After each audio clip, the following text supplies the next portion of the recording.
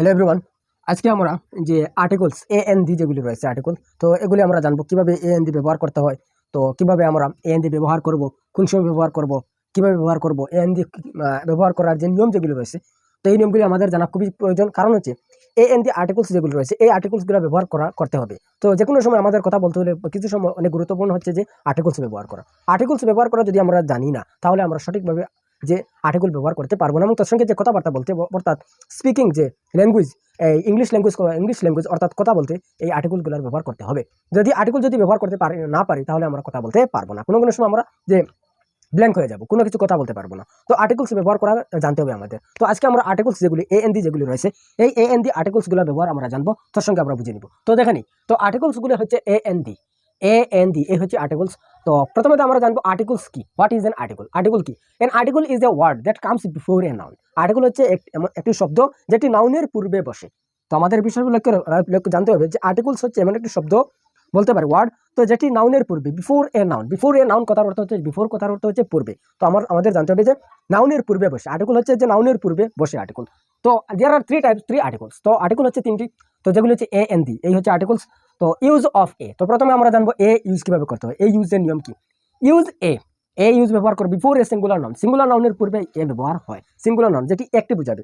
তো singular noun কথা হচ্ছে যে একটি বুঝাবে, that begins with a consonant sound. এটি কিন্তু স্টার্টিং যে সাউন্ড যেটি হবে, এই সাউন্ডটি কিন্তু কনসোনেন্ট হবে। তো আমরা জানি যে এ ই আই ও ইউ এর যে এগুলি বাউল হচ্ছে, এবং বাকিগুলি হচ্ছে কনসোনেন্ট। তো আমরা জানবো যে এই কনসোনেন্ট সাউন্ড হবে। তো কনসোনেন্ট সাউন্ড হবে, যে আমাদের জানতে হবে যে কনসোনেন্ট সাউন্ড শুরুতে কনসোনেন্ট সাউন্ড হবে। তো এই কনসোনেন্ট সাউন্ডের পূর্বে যে এইরকম নাউনের পূর্বে এ ব্যবহৃত হয়, এ বসবে। তো এখানে কয়েকটি এক্সাম্পল রয়েছে। এ বুক, বুকের পূর্বে এ বসে। একটি বই, এ পেন, একটি কলম, এ টিচার, একজন টিচার। তো একইভাবে তো সেন্টেন্সগুলো আমরা বলতে পারি, আই হ্যাভ এ বুক, আমার একটি বই আছে। হি ইজ এ টিচার, উনি একজন শিক্ষক।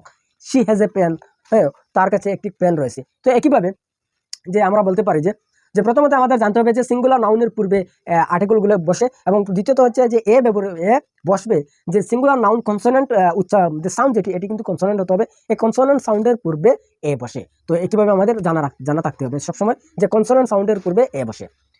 তো ইউজ অফ এন, আমরা জানবো এন কিভাবে, এন ব্যবহারের নিয়ম। তো ইউজ অফ এন, তো use N before a singular noun. Singular নাউনের পূর্বে এন বসে, that's begins with a bowel sound. এটা কিন্তু সাউন্ডটি হবে বাওয়েল। তো বাওয়েল সাউন্ড, তো বাউলগুলি কি কি? বাউলগুলি হচ্ছে এ ই আই ও ইউ, এগুলি হচ্ছে vowel. A E I O U, এই পাঁচটা হচ্ছে বাওয়েল। তো শুরুতে যে সাউন্ড যেটি হবে, এটি কিন্তু বাউল সাউন্ড হবে। তো যদি বাউল সাউন্ড হয়, তাহলে আমরা এন বসাতে পারবো। তো এক্সাম্পল হচ্ছে an apple, A a sound হচ্ছে অ্যাপল, এ, তো তখন এন বসবে। এন অরেঞ্জ, ও ও সাউন্ড হচ্ছে, তাই এন বসে। আমব্রেলা, আমব্রেলা, ইউ আমব্রেলা, তো এন, উচ্চারণ হচ্ছে, তো তাই এন বসে।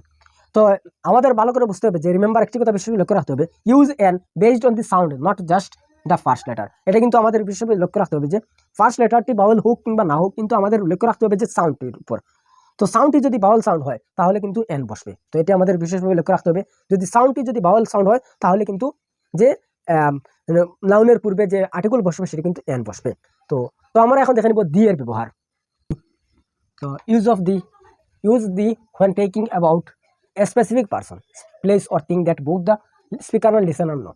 অর্থাৎ কথা হচ্ছে যে স্পেসিফিক প্লেস অথবা স্পেসিফিক থিং অথবা পার্সন এর পূর্বে যে দি ব্যবহার হয়, যা যে কোনো নির্দিষ্ট করতে। তো নির্দিষ্ট কোনো কিছুর পরিবর্তে কোনো কিছুর যে পূর্বে সবসময় আমরা দি ব্যবহার করতে পারি।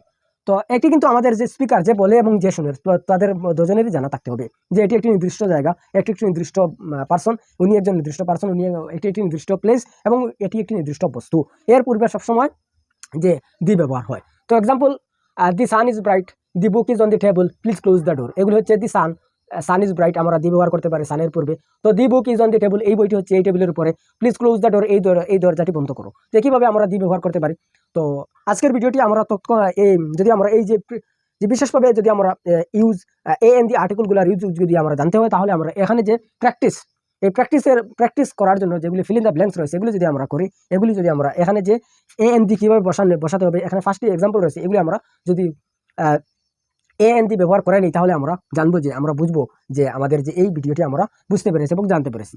তো এ এন ডি ব্যবহার করবেন যে প্র্যাকটিস করার জন্য আমরা কিছু উদাহরণ অর্থাৎ কিছু এক্সাম্পল আমি দিয়ে দিলাম, যে 1টা 2টা 3টা 4টা 5টা এক্সাম্পল দিয়ে দিলাম। এগুলির মধ্যে কোনগুলি এ এন ডির মধ্যে কোনগুলি এখানে কোনটি বসবে, এ বসবে না, এন বসবে না, ডি বসবে, এইভাবে এগুলি করে নিন। তো আজকের ভিডিওটি এই পর্যন্ত, দেখা হবে পরের ভিডিওতে। যদি ভিডিওটি ভালো লাগে তাহলে ভিডিওটি লাইক করবেন, শেয়ার করে বেশি বেশি করে অন্যদেরকে দেখার সুযোগ করে দেবেন। সাথে এই চ্যানেলটিকে সাবস্ক্রাইব করে রাখবেন। যদি ফেসবুক পেজ থাকেন তাহলে ফেসবুকের পেজটি ফলো করে রাখবেন।